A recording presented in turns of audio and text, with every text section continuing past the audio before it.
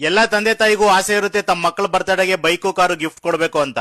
ಆದ್ರೆ ರೇಟ್ ಜಾಸ್ತಿ, ನಮ್ಮಂತ ಮಿಡಲ್ ಕ್ಲಾಸ್ ಜನ ಕೊಡ್ಸೋಕ್ಕಾಗಲ್ಲ ಅಂತ ಸುಮ್ನೆ ಆಗಿರ್ತಾರೆ. ಆದ್ರೆ ಈ ಜಾಗದಲ್ಲಿ ಬೈಕ್ ಎಲ್ಲ 2500 ಇಂದ ಸ್ಟಾರ್ಟ್ ಆಗ್ತಿದೆ. ಸೈಕಲ್ ಸ್ಟಾರ್ಟಿಂಗ್ ಪ್ರೈಸ್ 800 ರುಪೀಸ್, ಹಾಗೆ ಕಾರು ಸ್ಟಾರ್ಟಿಂಗ್ ಪ್ರೈಸ್ 3000 ರುಪೀಸ್ ಗೆಲ್ಲ ಸಿಗ್ತಿದೆ. ಇಲ್ಲಿನ ಕಾರು ಜೀಪ್ ನ ನೀವು ಮೇಲಿಂದ ಎತ್ತಿ ಬಿಸಾಕಿದ್ರು ಏನು ಡ್ಯಾಮೇಜ್ ಆಗಲ್ಲ.